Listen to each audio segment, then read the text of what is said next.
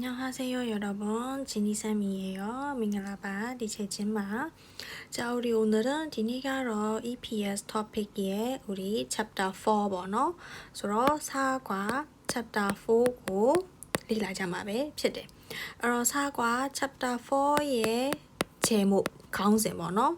두의 제목 가운데가 발레 솔루션 동작과 사물 자, 동작ဆိုတာက ကြတော့ 우리 action ကိုပြောတာပေါ့နော်လှုပ်ရှားမှုဆိုတဲ့အဓိပ္ပာယ်ပေါ့နော် action တွေ 우리 လှုပ်ရှားမှုပေါ့နော်လှုပ်ရှားမှုရှိတဲ့ဟာတွေပေါ့နော်အဲ့ဒါတွေကို 동작 ဒီကခွာဆိုတာကကြတော့နှင့်ဆိုတဲ့အဓိပ္ပာယ်ရဲ့စာမှုဆိုတာကကြတော့ object တွေပေါ့နော်စတာတွေကိုလေ့လာကြမှာပဲဖြစ်တယ်ဆိုတော့ဒီခန်းမှာလေ့လာရမယ့်문법 grammar ဒီ 아유 어요 을စသဖြင့်ရှိတယ် 어희 vocabulary တွေကကြတော့ 일상 관련 동작 동사 네 일상 관련 명사 그리고 우리 문화 စသဖြင့်ပေါ့နော်လေ့လာရမှာပဲဖြစ်တယ်ကြတော့ 우리가 어희လေးတွေကိုကြည့်ရအောင် 어희လေးတွေမှာဆိုလို့ရှိရင် 일상 관련 동작 동사 အဲ့တော့ 일상ဆိုတာကကြတော့ 우리의 everyday နေ့စဉ်ဘဝပေါ့နော် daily life နဲ့ 관련ဆိုတာကကြတော့ daily life နဲ့ပတ်သက်တဲ့ 동작 동사ဆိုတာကကြတော့ action verb ကိုပြောတယ်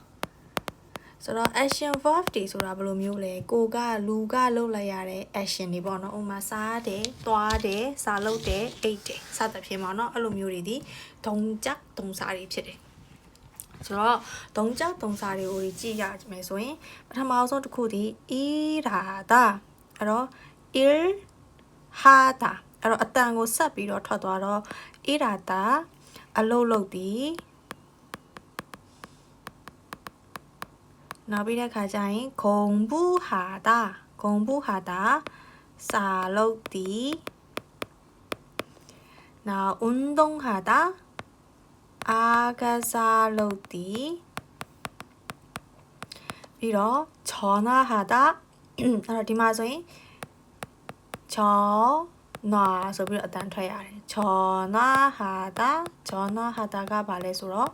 ဖုန်းပြောသည်ပေါ့ဖုန်းပြောသည်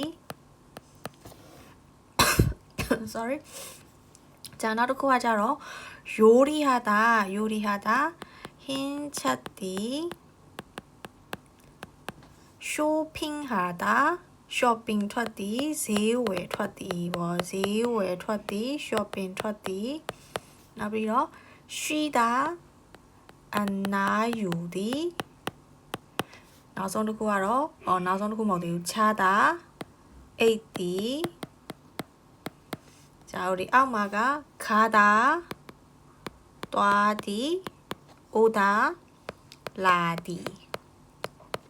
じゃあဒီမှာ우리ဟာတာဆိုတာဒီဘာလဲဆိုတော့လုတ်သည်ဆိုတဲ့အဓိပ္ပာယ်မှာရှိတယ်တစ်ခုခုကိုလုတ်သည်အဲ့တော့လုတ်ဆောင်သည်လုတ်သည်ပေါ့အဲ့တော့우리ကဒီအပေါ်ဟာလေးတွေကိုကြည့်အောင်အဲ့တော့ဒီမှာဆိုလို့ရှိရင် il 하다 အဲ့တော့ဒီ il ဆိုတာဒီသူ့ရဲ့တစ်ခုရဲ့အဓိပ္ပာယ်ဆိုလို့ရှိရင်အလုပ်ဆိုတဲ့အဓိပ္ပာယ်မှာရှိတဲ့သူဒီ명사 noun ဖြစ်တယ် 하다 ဒီလုပ်သည်ဆိုတဲ့သူကဘာဖြစ်လဲဆိုတော့동사 verb ဖြစ်တယ်အဲ့ဒီမှာပဲ 공부 ဒီမှာဆိုလို့ရှိရင်လဲ 공부ဆိုတာဒီစာလုပ်ခြင်းဆိုတဲ့명사ဖြစ်တယ်နောက်က 하다 လုပ်သည်နဲ့တွေ့တော့စာလုပ်သည်ပေါ့အဲ့လိုပဲ 운동 ဆိုလို့ရှိရင်လဲ 운동 ဒီအားကစားဆိုတဲ့အဓိပ္ပာယ်မှာရှိပြီးတော့အနောက်က 하다 ဒီလုပ်သည်လုပ်ဆောင်သည်ဆိုတော့အားကစားလုပ်သည်အဲ့လိုပဲ 전화ဆိုတာဒီ우리ဖုန်းကိုပြောတာအဲ့တော့ဖုန်းပြောတယ်ဆိုတော့ 전화하다 သူဒီလည်း 명사 တွေဖြစ်တယ်ဒါတွေဒီ 명사 တွေဖြစ်တယ်အဲ့လိုပဲ 우리ဒီမှာဆိုလို့ရှိရင်လဲ 요리하다 အဲ့တော့ 요리 ဒီဟင်းဆိုတဲ့အဓိပ္ပာယ်ပေါ့နော်ဟင်းဆိုတဲ့အဓိပ္ပာယ်မှာရှိတော့ 요리하다 ဟင်းချက်သည်ပေါ့နောက်ပြီးရင် shopping ကလည်း shopping ဆိုတဲ့အဓိပ္ပာယ် shopping ဆိုတဲ့အဓိပ္ပာယ် shopping하다 shopping ထွက်သည် 쉬다 자다 ကတော့သူကသူ 하다 နဲ့တွဲထားတာမဟုတ်တဲ့အတွက်အနားယူသည်အိတ်သည်သွားသည်လာသည်ပေါ့အဲ့တော့ဒါတွေကဘာတွေလဲဆိုတော့우리 동작 동사 တွေဖြစ်တယ် 동작 동사 တွေမှာဒါတွေမှာကြည့်လို့ရှိရင်လှုပ်ရှားမှုတွေရှိတယ်လှုပ်ရှားမှုပါတယ် verb တွေပေါ့နော်အဲ့တော့ ဣရာတာအလုပ်လုပ်တယ်ဆိုတော့လူကလုပ်ရတဲ့ action ရှိတယ်ဂုံမှုဟာတာစာလုပ်တယ်လူကိုယ်တိုင်ကလုပ်ရတဲ့ action တွေရှိတယ်အားကစားလုပ်တယ်ဖုန်းဆက်တယ်ဆိုရင်လူကလုပ်လိုက်ရတဲ့ action တွေရှိတဲ့ဟာကိုဦးဒီကဒုံချက်ဒုံစာဒုံစာဆိုပြီးတော့ရှိတယ်ပေါ့နော်ကိုရီးယားစာမှာအဲ့တော့တချို့တို့အရှိခန်းနေမှာဆိုရင်တချို့တို့မြန်စာ noun ကိုတင်သွားပြီပေါ့နော် noun တင်သွားပြီးတော့အခုဒီမှာတင်တာဒီဒုံစာလို့ခေါ်တဲ့ verb တွေကိုတင်တာဖြစ်တယ်အဲ့မှာဒုံချက်ဒုံစာအဲ့တော့ဒီမှာဆိုလို့ရှိရင်တော့သူကတော့ခါတာအိုတာဒီသွားတီလာတီကကြတော့ဒီနေရာအဲနဲ့တွဲသုံးတယ်အဲ့တော့장소에 가다 오다အဲ့တော့အိမ်ကိုသွားတယ်အိမ်က집에 가다အိမ်ကိုလာတယ်집에 오다ဒီလိုမျိုးတွေ့သုံးတယ်ပေါ့နော်အဲ့တော့ဒီမှာဆိုရင်회사에 가요ကုမ္ပဏီကိုသွားတယ်기숙사에 와요အဆောင်ကိုလာတယ်ပေါ့အဲ့တော့ဒီသုံးစာလေးတွေပြီးသွားတော့နောက်တစ်ခုကဦးဒီအောက်မှာလေ့ကျင့်ခန်းရှိတယ်လေ့ကျင့်ခန်းမှာက관계있는ဆက်စပ်မှုရှိတဲ့것끼리အရာချင်းချင်း연결하세요စပ်ပါတဲ့အဲ့တော့ဦးဒီပုံလေးကိုကြည့်ကြမယ်ဥဒီမှာဆိုလို့ရှိရင်휴게시ဆိုတာဗာလဲဆိုတော့နားနေခန်းကိုပြောတာအနားယူတဲ့ခန်းနားနေခန်းအဲ့တော့ 휴게시မှာဘာလို့ရလဲ 휴게시မှာနားနေခန်းမှာနားလို့ရတယ်အဲ့တော့ဘာနဲ့တွဲမလဲဆိုတော့ဒီကရွှီတာနဲ့တွဲအဲ့လိုမျိုးပေါ့အဲ့တော့ဒီပုံလေးတွေကိုကြည့်ပြီးတော့ဒီအောက်ကဒုံစာဒုံချက်ဒုံစာတွေနဲ့ရောတော့ပုံကတွဲကြည့်ပါ자ဒါပြီးတော့ဒီနေ့သင်ရမယ် grammar ပေါ့နော်မွန်းပေါ့ဒါဒီအာယိုအော်ယူဆိုတဲ့ဟာပေါ့အဲ့တော့သူဒီဘာလဲဆိုတော့အာယိုအော်ယူဒီစကားပြောပုံစံဖြစ်တယ်အဲ့တော့ဦးဒီကဒုံစာတွေ verb တွေကိုဥပမာမြန်မာစာပေါ့နော်ဦးဒီမူရင်းဒုံစာစားတီဆိုတဲ့ဒုံစာရှိတယ်အဲ့ဒါဦးဒီကမြန်မာစကားမှာမြန်မာစကားမှာစကားပြောပုံစံအဲ့ဒါကိုပါတယ်ဆိုတဲ့ဟာပေါ့နော်အဲ့လိုမျိုးတွဲသုံးမယ်ဆိုရင်ဒီ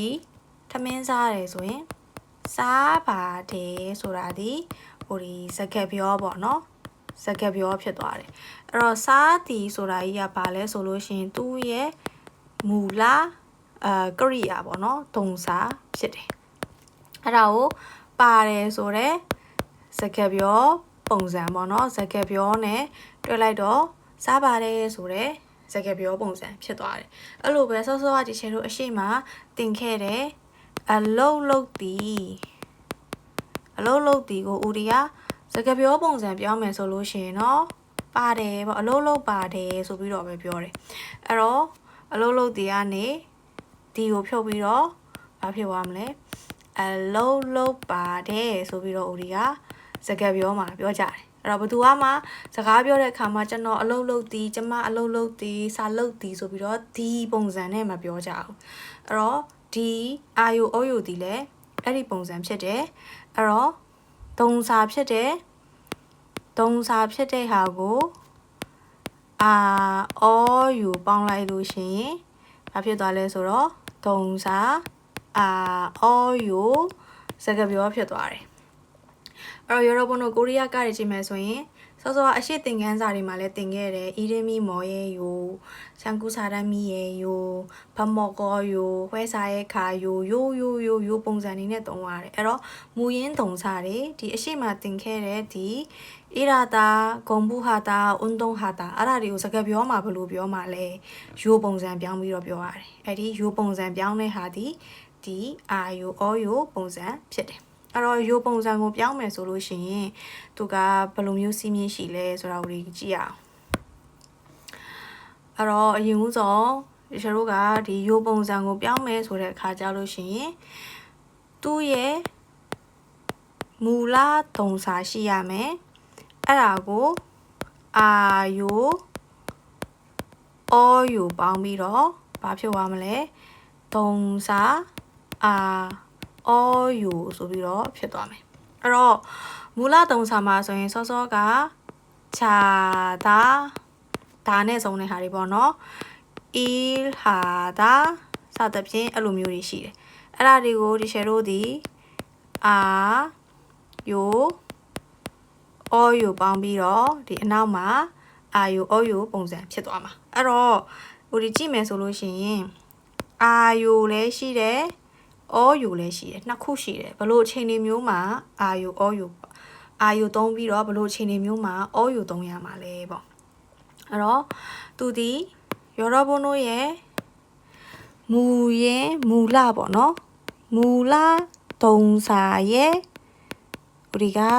ဒါကိုဖြုတ်မယ်ဒါကိုဖြုတ်ပြီးတော့ဒါရဲ့အရှိကစလုံးပေါ့နော်ဒါရဲ့အရှိကစလုံးမှာမိုးအုံးနေဖြစ်တယ်အိုအာနဲ့ဆုံးရင်အာယိုပေါင်းရတယ် sorry အိုအာနဲ့ဆုံးရင်အာယိုပေါင်းရတယ်အာယိုအိုအာမဟုတ်တဲ့ကြံတဲ့မိုးအုံးအိုအာမဟုတ်တဲ့ကြံတဲ့မိုးအုံးနေဆုံးရင်ကြံတဲ့မိုးအုံးနေနဲ့ဆုံးရင်ဘာပေါင်းရလဲဆိုတော့အော်ယိုပေါင်းရတယ်အဲ့ဒီမှာမဦးဒီကဟာတာနဲ့ဆုံးရင်ဘာဖြစ်လဲဆိုတော့ဟဲယိုဆိုပြီးတော့ပေါင်းပါတယ်အဲ့လိုမျိုးဖြစ်သွားတယ်အဲ့တော့ဦးဒီဥပမာလုပ်ကြည့်ကြမယ်အဲ့တော့ဥပမာအနေနဲ့လုပ်ကြည့်မယ်ဆိုလို့ရှိရင်အရင်ဆုံးအ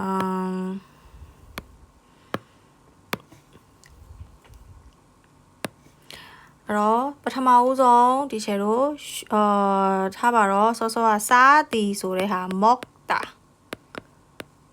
စားတီအဲ့ဒါကိုစကားပြောပုံစံအာအော်ယူပုံစံပြောင်းမယ်အဲ့တော့အရင်ဆုံးဘာလုပ်ရလဲဆိုတော့သူ့ရဲ့ပုံသင်နည်းအရာဒီဟာရဲ့ဒါကိုဖြုတ်ရတယ်အဲ့တော့သုံးစာရဲ့ဒါကိုဖြုတ်လိုက်တယ်ဒါကိုဖြုတ်ပြီးတော့အာယိုပေါင်းပါလားအော်ယိုပေါင်းပါလားဒီချေတို့ကသူ့ရဲ့အရှိကစလုံးကိုကြည့်တယ်သူ့ရဲ့မိုးအုံးကအော်ဖြစ်နေတယ်အဲ့တော့အော်ဖြစ်နေတော့ပုံသင်နည်းကိုကြည့်မယ် OR ဆိုရင်အာယို OR မဟုတ်တဲ့ကြံတဲ့မိုးအုံးဆိုလို့နဲ့ဆိုရင်အော်ယိုပေါင်းရတယ်အဲ့တော့ဒီစလုံးဒီပါဖြုတ်ရမလဲဆိုတော့ဒါကိုဖြုတ်ပြီးတော့နောက်ကနေမောအော်ယိုထည့်လိုက်တော့မောကောယိုစားပါတယ်ဆိုပြီးတဲ့စကားပြောရပါတယ်အဲ့တော့စားဒီကနေပါတယ်ဆိုတာကိုဖြုတ်လိုက်ပြီးတော့စားပါတယ်ဆိုတဲ့စလုံးရသွားတယ်ဟုတ်ပြီနော်ကြတော့ဒီနောက်တစ်ခုဒီရွှီတာစောကအနားယူသည်ဆိုတဲ့ရွှီတာအဲ့ဒါကိုလည်းကျွန်တော်အနားယူနေပါတယ်ကျမအနားယူနေပါတယ်အော်ယူပုံစံနဲ့ပြောင်းမယ်အဲ့တော့သူ့ကိုလည်းပဲဒါကိုဖြုတ်မယ်ဒါကိုဖြုတ်ပြီးတော့အာယိုပေါင်းမလားအော်ယိုပေါင်းမလားဆိုတာကိုဒါရဲ့အရှိကစလုံးကြည့်တော့သူဒီဝီဆိုတာဖြစ်နေအဲ့တော့သူဒီလည်း OR မဟုတ်တဲ့ကြံတဲ့မိုးအုံးဖြစ်တဲ့အတွက်ဘာဖြစ်သွားမလဲဆိုတော့အော်ယိုပေါင်းရတယ်ရွှီအော်ယို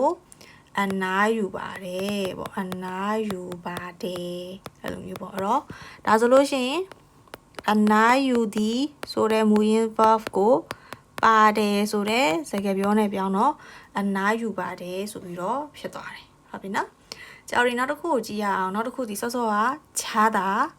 အိတ်တီဆိုတဲ့စလုံးလေးပေါ့နော်အဲ့တော့8နာရီမှာအိတ်ပါတယ်9နာရီမှာအိတ်ပါတယ်ရုံးပိတ်ရက်မှာအိတ်ပါတယ်ကျောင်းပိတ်ရက်မှာအိတ်ပါတယ်အဲ့ဒါကိုစကားပြောနဲ့ပေါ့နော်အိတ်တီဆိုတာကိုစကားပြောပုံစံနဲ့ပေါင်းမယ်အဲ့တော့သူဒီလည်းပဲမူရင်း verb ရဲ့ဒါကိုဖြုတ်ရတယ်အာယုပေါင်းပါလားအော်ယုပေါင်းပါလားဆိုတော့ဒါရဲ့အရှိကစလုံးရဲ့မိုးအုံးကိုကြည့်တယ်ဘာနဲ့ဆုံးနေလဲအာနဲ့ဆုံးနေတယ်အာနဲ့ဆုံးတော့ပုံသင်နည်းကိုပြန်ကြည့်မယ်မိုးအုံး OR နဲ့ဆုံးလို့ရှိရင်ဘာပေါင်းရမှာလဲအာယုပေါင်းရတယ်အဲ့ဒါဖြစ်တဲ့အတွက်သူဒီခြားတာကနေခြားအာယုဂျာယောဂီရဲ့ key point အရေးကြီးတဲ့အချက်ရှိတယ်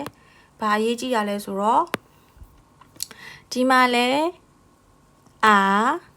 ဒီအနောက်မှာလဲအာပြောမယ်ဆိုရင်တော့ဒီ EN ဒီ silent ဖြစ်တယ် သူ့မှာအတန်မရှိတဲ့ပြီးဖြစ်တယ်ပေါ့နော်အဲ့တော့ဒီလိုမျိုးနှစ်ခုတူနေပြီဆိုလို့ရှိရင်ဂျားတဲ့ဟာကိုဒီတစ်ခုကိုဖြုတ်လို့မှတ်လို့လည်းရတယ်လို့နှစ်ခုကိုပေါင်းလိုက်တယ်လို့မှတ်လို့လည်းရတယ်အဲ့တော့ဘာဖြစ်သွားမလဲဆိုတော့သူရဲ့နောက်ဆုံး file နဲ့အသုံးဒီခြာယူပဲဖြစ်ရမယ်အဲ့တော့သူ့ကိုနောက်ဆုံးအနေနဲ့ခြာယူလို့ပဲသုံးတာဖြစ်တဲ့အတွက်ခြာယူသည်စကားပြောအိတ်တီဆိုတဲ့စလုံးအိတ်ပါတယ်ဆိုတဲ့စလုံးပေါ့နော်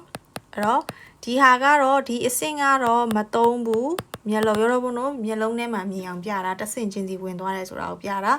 ဘာလို့လဲဆိုတော့ဒီလိုမျိုးမိုးအုံးနှစ်ခုထပ်နေပြီဆိုလို့ရှိရင်တူတဲ့နှစ်ခုရှိနေပြီဆိုရင်တစ်ခုတည်းပဲပေါင်းရပြီးတော့ခြာယူအဲ့တော့ခြာယူအိတ်ပါတယ်ခြာအာယူဆိုပြီးတော့မသုံးဘူးနောက်ဆုံး file နဲ့သုံးတာဒီခြာယူဆိုတဲ့ပုံစံကိုပဲသုံးတာပဲဖြစ်တယ်ဒီပုံစံကိုပဲသုံးရတယ်ပေါ့နော်ဒီထက်ဒီဟာကိုတော့သုံးစရာမလိုဘူးအဲ့တော့ရောဘုံကမေးစရာရှိတယ်မေးချင်တဲ့စဉ်းစားတတ်တဲ့ကလေးဆိုရင်တော့မေးတာပေါ့နော်ပေါက်ပေါက်ချက်ချက်စဉ်းစားတတ်တဲ့ကလေးဆိုရင်ဒီရှယ်ဒါဆိုလို့ရှိရင်ဒီအရှိမှာလဲမော်ဂေါယူမှာလဲဒီမှာလဲမော်အော်ဒီမှာလဲအော်ဘာလို့သူကြတော့မပေါင်းတာလဲဆိုရင်သူ့အောက်မှာဘတ်ချင်းရှိနေတယ်ဘတ်ချင်းရှိတယ်ဆိုလို့ရှိရင်တော့သူဒီအဲ့လိုမျိုးဒီလိုမျိုးပေါင်းလို့မရဘူးဘတ်ချင်းမရှိတဲ့စလုံးဒီလိုမျိုးမိုးအုံးနှစ်ခုတူနေရဆိုရင်ပေါင်းလို့ရတယ်အဲ့လိုမျိုးပေါ့နော်အဲ့လေးကိုမှတ်ထားရင်ရပါတယ်အဲ့တော့တွားကြတော့ဘာဖြစ်သွားမလဲဆိုတော့ဒီတိုင်းပဲမောကောယူကြတော့ဒီနောက်ထပ်တစ်လုံးကိုကြည့်ရအောင်စောစောကအလုံးလုံးဒီဆိုတဲ့ il hada အဲ့တော့ il hada ကိုအာယူအောယူနဲ့ပေါင်းတော့အောယူနဲ့ပေါင်းတဲ့ခါကျရင် तू ကတော့လွယ်လွယ်လေးပဲဟာတာနဲ့ဆုံးတယ်ဆိုလို့ရှိရင်တခါတည်းဟဲကိုပေါင်းလိုက်ရင်ရပြီအဲ့တော့ il 해요 이래요အလုပ်လုပ်ပါတယ် 한국에서 이래요 ကိုရီးယားမှာအလုပ်လုပ်ပါတယ်အဲ့လိုမျိုးပေါ့နော်အဲ့လိုမျိုးပေါင်းလို့ရတယ်အဲ့တော့ဒါဒီမူရင်း verb တွေကိုစကားပြောပုံစံပြောင်းတာပေါ့နော်ဒါပုံစံကိုရတော့ဘုံတို့မှတ်မယ်ဆိုရင်တော့ဒါကိုယူပုံစံပြောင်းတဲ့ပုံပေါ့နော်စကားပြောပုံစံပြောင်းနေအဲ့တော့သူ့ရဲ့ပုံသင်နည်းလေးဒီမူရင်း verb ရဲ့ဒါကိုဖြုတ်ပြီးတော့အရှိကစလုံးမှာ or နဲ့ဆုံးတယ်ဆိုရင်အာယိုကျန်တာမဟုတ် OR မဟုတ်တဲ့ကျန်တာဆိုလို့ရှိရင်တော့ OU ကိုပေါင်းပြီးတော့ဟာတာနဲ့ဆုံးတယ်ဆိုရင် hey ကိုဖြစ်သွားမယ်။ကျတော့တွေကနောက်ထပ်စလုံးလေးတစ်ခုပေါင်းကြည့်အောင်။နောက်ထပ်စလုံးလေးကတော့ European တင်လိုက်တဲ့ထဲမှာတော့မပါဘူးပေါ့နော်။ဘူသာဆိုတဲ့စလုံးလေးသူ့ရဲ့အဓိပ္ပာယ်ဒီကြည်သည်မြင်သည်တွေ့သည်ဆိုတဲ့အဓိပ္ပာယ်မှာရှိတယ်။ကိုသုံးတဲ့ sentence ပေါ်မူတည်ပြီးတော့ကြည့်တဲ့နေရာမှာသုံးပါလားမြင်တဲ့နေရာသုံးပါလားတွေ့ရဆိုတဲ့နေရာမှာသုံးပါလားဆိုပြီးတော့꽈သွားတယ်ပေါ့နော်။အဲ့တော့ဘူသာကိုလည်းရှယ်တို့ကကြည်သည်မြင်သည်တွေ့သည်ကိုအာယိုအောယူနဲ့ပေါင်းကြမယ်စကားပြောပုံစံပြောင်းမယ်အဲ့တော့သူဒီဒါကိုဖြုတ်မယ်အာယိုပေါင်းမှလားအောယူပေါင်းမှလားဆိုတော့ဒါရဲ့အရှိကစလုံးကိုကြည့်မယ်သူ့မှာဘာရှိနေလဲ O အဲ့တော့မိုအုံ OR ဆိုလို့ရှိရင်အာယိုပေါင်းရတယ်အဲ့တော့ဘူအာယိုအဲ့တော့ဒီမှာလည်းအရေးကြီးတဲ့တစ်ချက်ရှိတယ်ဘာလဲဆိုတော့ O နဲ့အာနဲ့ကိုပေါင်းတယ် O နဲ့အာနဲ့ကိုပေါင်းတယ်မိုအုံးရှိတယ်ဝါဆိုတဲ့မိုအုံးရှိတယ် OR ဝါဘိုးအားယူလဲအဲ့လိုပဲသူ့အောက်မှာလဲဘတ်ချင်းမရှိတဲ့အတွက်သူ့ကိုနှစ်ခုကိုပေါင်းပြီးတော့ရေးလိုက်မယ်ဆိုရင်ဘာဖြစ်သွားမလဲဆိုတော့ဖွာယိုဆိုပြီးတော့ဖြစ်သွားတယ်텔레비전을 봐요 TVကိုကြည့်ပါတယ်핸드폰을 봐요ဖုန်းကိုကြည့်ပါတယ်ပေါ့အဲ့လိုပုံစံဖြစ်သွားတယ်အဲ့တော့နောက်ဆုံး final စကားပြောတာဒီဖာယိုကြည့်ပါတယ်ဆိုပြီးတော့ဒါကိုပဲသုံးတယ်ဒီအရှိကဒီအဆင့်ဒီဒါဒီရောဘုံတို့မျက်လုံးနဲ့မြင်အောင်ပြောတာဖြစ်တဲ့အတွက်ဒီပုံစံကတော့မသုံးဘူးတစ်ဆင့်ချင်းစီပြောင်းသွားတာကိုဖော်ပြတာပဲဖြစ်တယ်အဲ့လိုမျိုးပေါင်းထားတဲ့တရတွေအဲ့လိုပေါင်းလို့ရတယ်ဆိုလို့ရှိရင်သူကပေါင်းပြီးတော့ဘာယိုဆိုပြီးတော့ပဲသုံးတယ်ပေါ့နော်โอเคဂျာရိုတွေကဒါကတော့ရိုးပုံစံပြောင်းတာပေါ့နော်ရိုးပုံစံပြောင်းတဲ့ပုံစံလေးဖြစ်တယ်ဂျာရိုတွေကဒီမှာကြည့်ရအောင်ဒီမှာဆိုလို့ရှိရင်ဒါတော့သူစောစောဒီချက်ရှင်းပြတာကိုရှင်းပြသွားတဲ့ဟာပေါ့နော် over ဆိုရင် are you ကျန်တာဆိုရင် all you ဟာတာဆိုရင် hey you ပုံစံဖြစ်သွားတယ်အဲ့တော့ဒီမှာဆိုရင် Kelly နော် Kelly ကတော့ဂျာယိုအိပ်ပါတယ်푸엉씨는 쉬어요. 푸엉하러 나유바래. 유수푸씨는 공부해요. 유수푸가러 살로바래. အဲ့လိုမျိုးဖြစ်သွားတယ် ကျတော့ဒီအောက်မှာလေ့ကျင့်ခန်းရှိတယ်လေ့ကျင့်ခန်းလုပ်ကြည့်ရအောင်လေ့ကျင့်ခန်းမှာဆိုလို့ရှိရင်နော်보기와 같이ဥပမာတိုင်း 문장을 쓰세요 sentence ကိုရေးပါအဲ့တော့보기မှာဆိုရင် 자다고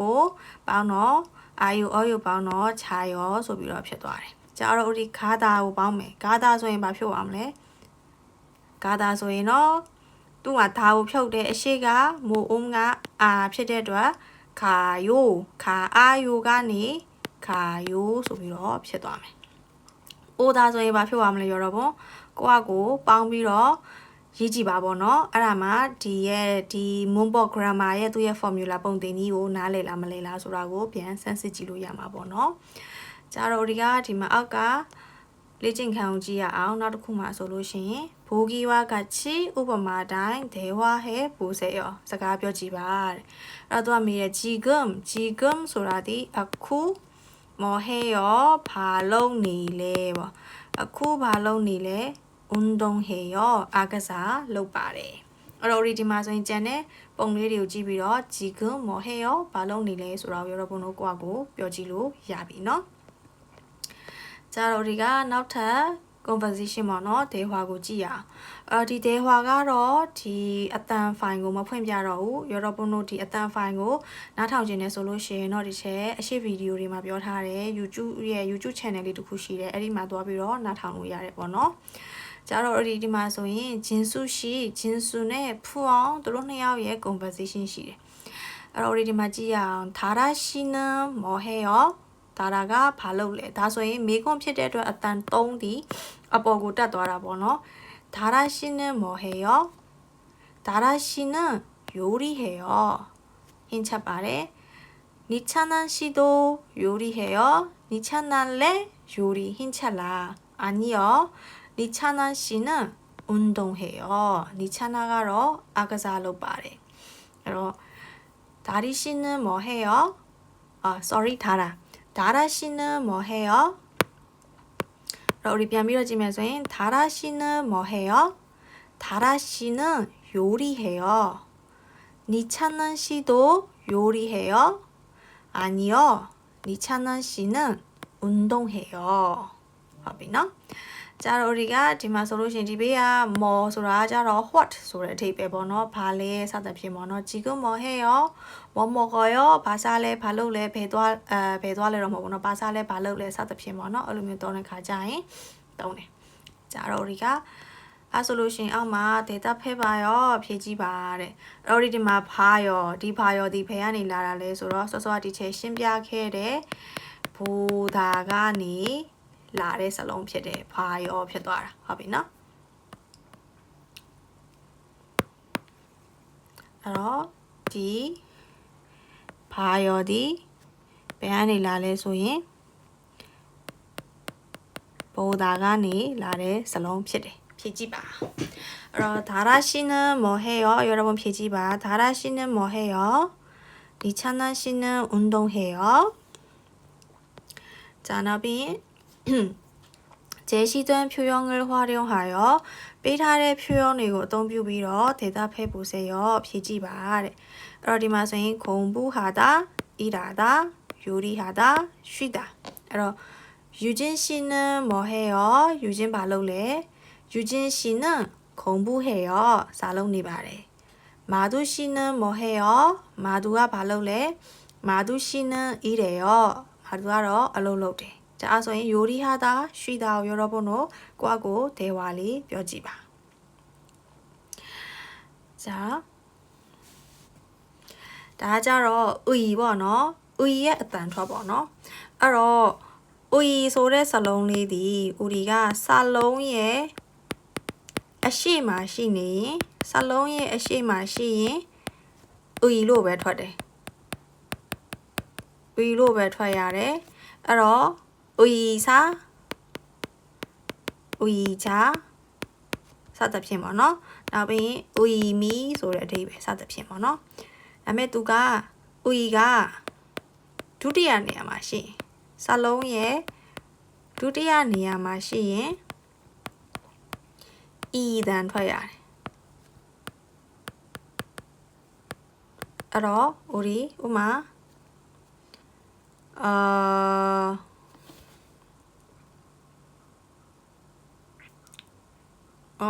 သူကအဲ့ဒါတော့မရေးထားပါတော့ဒီတိုင်းပဲဆိုလို့ရှိရင်ဒုတိယနေရာမှာရှိပြီဆိုလို့ရှိရင်တော့သူကဘယ်လိုဖြစ်သွားမလဲဆိုတော့ဦးလေး여러분အစည်းအဝေးလုပ်တယ်ဟွဲလို့ရေးပေမဲ့အတန်ထွက်တော့ဟွဲဆိုပြီးတော့ပဲအတန်ထွက်ရတယ်ပေါ့နော်ဟွဲအဲ့လိုမျိုးပေါ့နော်ဟွဲမဟုတ်တော့ပဲဟွဲမဟုတ်တော့ပဲနဲ့ဟွဲဆိုတော့ရဲ့စလုံးအတန်ထွက်လေးပေါ့နော်အော်ဒီမှာဆိုရင်자 의미 의지နောက်ပြီးတော့희망 흰색 띄어쓰기စသဖြင့်ပေါ့နော်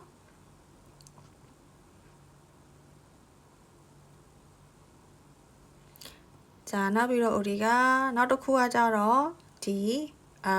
일상 관련 명사အဲ့တော့နေ့စဉ်ဘဝနေ့စဉ်တော့ daily life မှာdaily life မှာအသုံးပြုနေတဲ့ daily life မှာ daily life နဲ့ပတ်သက်တဲ့명사ဆိုတာ우리ဒီ noun တွေဖြစ်တယ်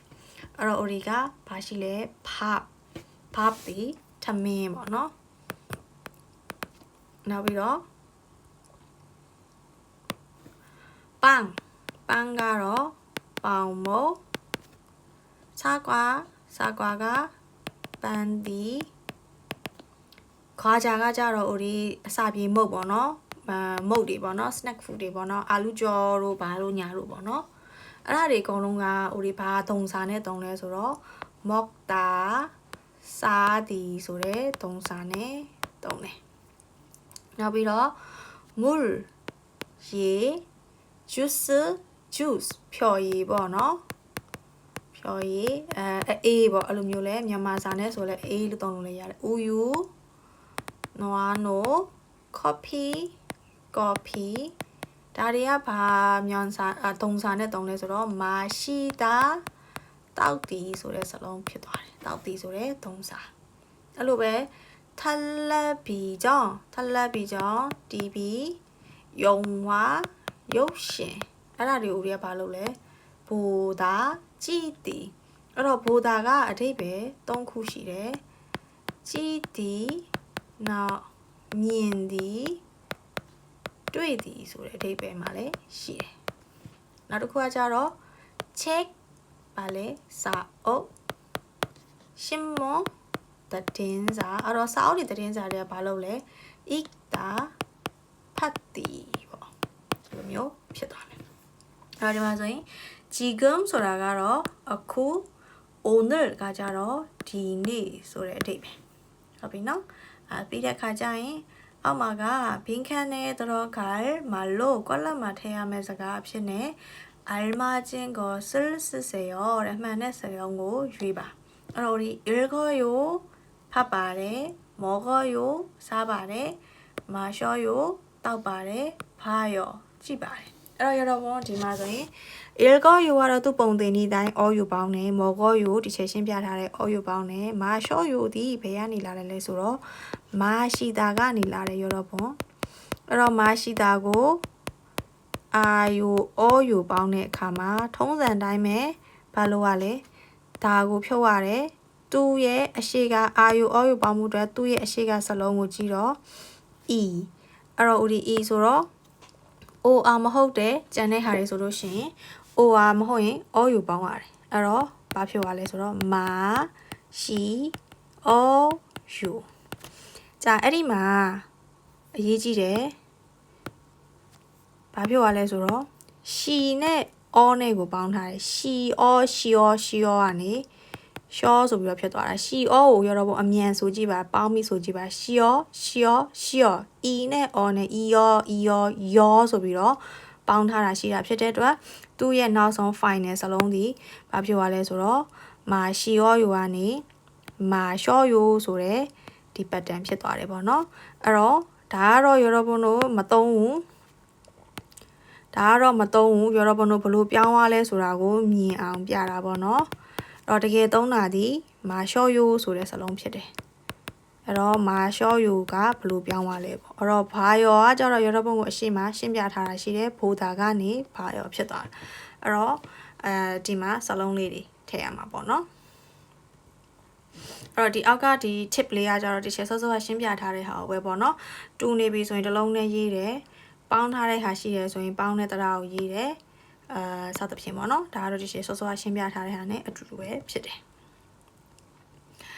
자နောက်တစ်ခုကိုတော့ကြည့်အောင်နောက်ထပ် grammar လေးကကြတော့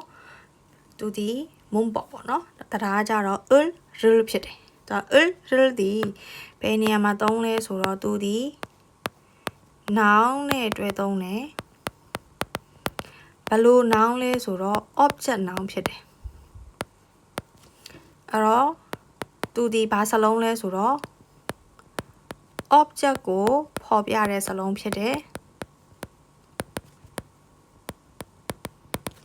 သူ့ရဲ့မြန်မာလိုဆိုရင်တော့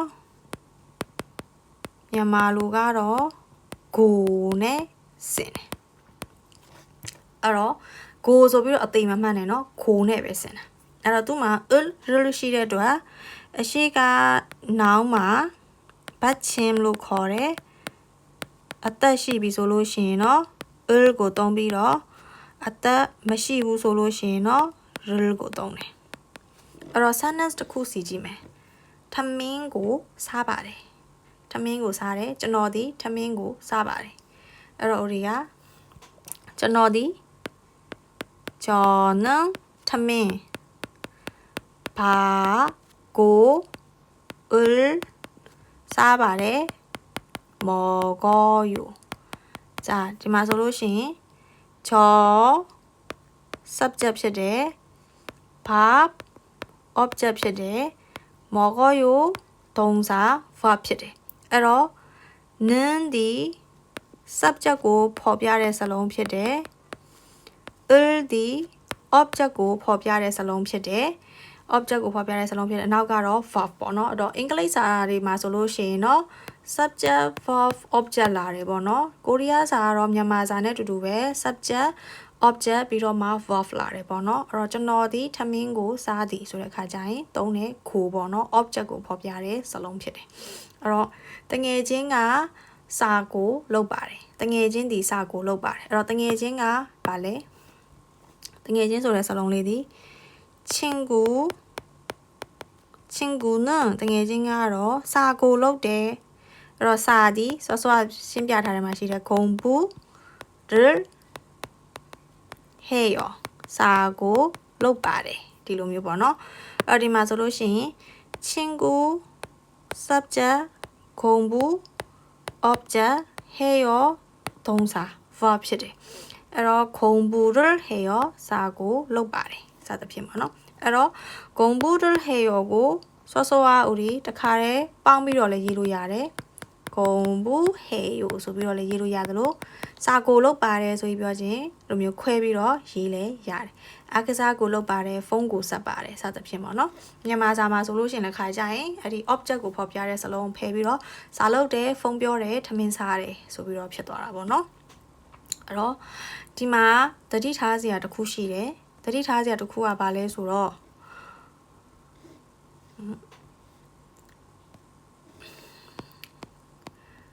စောစောက가다 오다ပေါ့နော်가다 오다ကနေယူပုံစံနဲ့ဆိုရင်တော့가요 와요ပေါ့နော်သွားသည်လာသည်ပေါ့အဲ့တော့ရောဘုံကမြန်မာလူမျိုးဆိုတော့မြန်မာလူပဲစဉ်းစားတယ်ကျောင်းကိုသွားတယ်ကျောင်းကိုသွားတယ်အဲ့တော့ကျောင်းသည်학교သူကဒီ가요 와요ဒီဘာနဲ့ပဲတွဲသုံးရလဲဆိုတော့အဲနဲ့ပဲတွဲသုံးရတယ်အဲ့တော့ကျောင်းကိုသွားတယ်ဆိုရင်학교에 가요ကတော့အမှန်여러분တို့ကျောင်းသားအများစုမှားရေးကြတယ် 학교를 가요 ဆိုပြီးတော့မသုံးဘာလို့ဒီ 학교를 가요 လို့သုံးကြလဲဆိုတော့ဒီ 를ကို 여러분ဒီ go ဆိုပြီးတော့မြန်မာလိုအသိမှတ်လိုက်လို့ပေါ့နော်အဲ့တော့သူဒီ 를ဒီကိုမြန်မာလိုကိုမဟုတ်ဘူးသူဒီဘာစလုံးလဲဆိုတော့ object ကိုဖော်ပြတဲ့စလုံးပြုလုပ်ခြင်းခံရတဲ့ဟာပေါ့နော်ပြုလုပ်ခြင်းခံရတဲ့ဟာကိုဖော်ပြတဲ့စလုံးဖြစ်တဲ့အတွက်ဒီမှာဆိုလို့ရှိရင် 학교ဆိုတာဒီနေရာဖြစ်တယ်နေရာကိုဖော်ပြတဲ့စလုံးမဟုတ်ဘူးအဲ့ဒါဖြစ်တဲ့အတွက်သွားတယ်ကျောင်းကိုသွားတယ်ကျောင်းကိုလာတယ်တော့ဒါဒီဆက်လက်ဒါဒီမြန်မာလူမျိုးတွေပဲမှားကြတာပေါ့နော်ဘာဖြစ်လို့လဲဆိုတော့မြန်မာစာမှာလည်းကိုဆိုတာရှိတယ်မြန်မာစာမှာရှိတဲ့ကိုဒီကျောင်းကိုသွားသည် il ကိုမဟုတ်ဘူးပေါ့နော်အဲ့တော့ဂါယိုဝါယိုဆိုလို့ရှိရင်တော့သူကတော့အဲနဲ့ပဲတွဲသုံးတယ် အားကြောင့်အရှိမလဲသူကကြိုပြီးတော့ပြောထားတယ်학교에 가요 회사에 가요 기숙사에 와요 အဲ့လိုပဲသုံးတယ်အဲ့တော့ကျောင်းကိုသွားတယ်ဆိုပြီးတော့မြန်မာလိုကိုအသိမှတ်ပြီးတော့ 학교를 가요 လို့ပါဆိုရင်တော့မှားတယ်ပေါ့နော်โอเคဒါကတော့ဒီချက်ကတော့အကုန်လုံးတင်သမျှအကြောင်းသားတိုင်းဒီသင်ခန်းစာရောက်ပြီဆိုရင်တော့အကုန်လုံးရှင်းပြတယ်ဒါပေမဲ့အကုန်လုံးကမမှတ်မိကြဘူးပေါ့နော်မြန်မာလိုအသိမှတ်တဲ့သူတွေကတော့ real ကတော့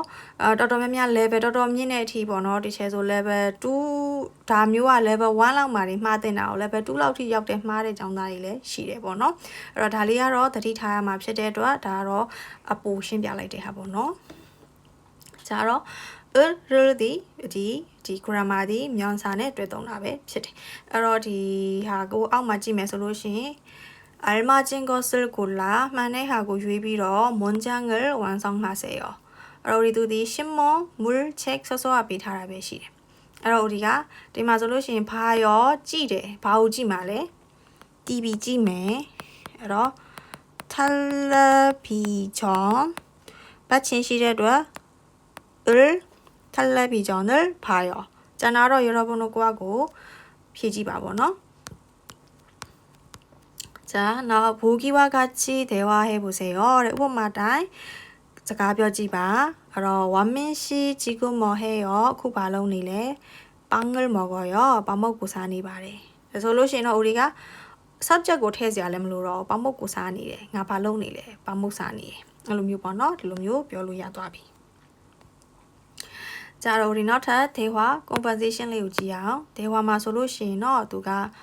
원민 씨 지금 뭐 해요? 그 발언이래. 저는ကျွန်တော်ကတော့ 텔레비전을 봐요. TV고 찌니 말해. TV 찌니 말해.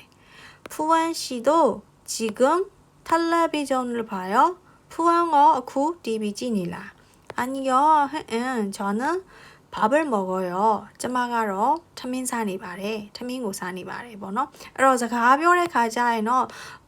real ရဲ့အဓိပ္ပာယ်ကိုမြန်မာစာမှာဆိုလဲဖြုတ်ပြီးတော့ဘာသာပြန်တာဖြစ်တဲ့အတွက်ဖြုတ်ပြီးတော့ဘာသာပြန်လို့ရတယ်။ဒါပေမဲ့စာရေးရင်တော့အတိအကျပေါ့နော်။သူမသည်ထမင်းကိုစားသည်စသဖြင့်အတိအကျကြီးဖော်ပြရတာပေါ့နော်။အဲ့တော့ပြန်ပြီးတော့ပြောကြည့်မယ်ဆိုရင်원민 씨 지금 뭐 해요? 저는 텔레비전을 봐요. 푸안 씨도 지금 텔레비전을 봐요? 아니요. 저는 밥을 먹어요. 갑이나? 자, 우리가 여러분은 대답해봐요. 소루시너 피지로야. 원민 씨는 지금 뭐 해요? 푸안 씨는 지금 텔레비전을 봐요? 자, 여러분은 지금 뭐 해요? 선생님은 지금 한국어를 가르쳐줘요. 코리아사고 띵베니 바래. 자, 아까로 우리가 서서히 레징한 로드 하보노. 어디마소인 자, 하라 씨 지금 뭐 해요? 저는 책을 읽어요. 진수 씨는 뭐 해요? 저는 지금 커피를 마셔요. 오케이. 자, 우리 나도 구하자로 어떤 win의 표현들이가 어서 오세요. 다디 바디 벨레소로 주소 바래 영어로 소이노 잉글리로 소이노 welcome 소리 디베 보노. 어떤 야야고 야로 사인에베 야야 베니야 야야 두로가 주소래 소리 녹사사가오 별리시래. 어서 오세요. 뭐 찾으세요? 바샤니 받을래. 뭐 주스 한 병 주세요. 주스 표이 더블링 베바. ဘယ်လိုမျိုးပေါ့များသောအားဖြင့်တော့식단တို့စားတောက်ဆိုင်တို့ဘယ်လိုမျိုးဖြစ်ဖြစ် customer service ပေးတဲ့နေရာမျိုးတွေရောက်သွားရင်တော့ also say ဆိုတဲ့အသုံးနှုန်းကတော့ကိုရီးယားမှာဆိုရင်အမြဲတမ်းကြားနေရတဲ့အသုံးနှုန်းပဲဖြစ်ပါတယ်။ဒါဆိုလို့ရှိရင်တော့တချို့ရဲ့သင်ခန်းစာကတော့ယောဂီကကြည်မြည်တာ။အဲ့တော့ဒီသင်ခန်းစာမှာဆိုရင်တော့ grammar နှစ်ခုသင်သွားတယ်ပေါ့နော်။မြောင်စာဆိုတဲ့မွန်ပေါ် grammar လေးရဲ့ဒါကိုရိုးပုံစံပြောင်းနဲ့ပုံစံလေးပေါ့နော်ဒါလေးတွေကိုလေ့လာတော့ကြတာပဲဖြစ်တယ်။자 그러면 우리 다음 영상만 chapter 5 ကိုလေ့လာကြမှာပဲဖြစ်တယ်။여러분 안녕히 가세요.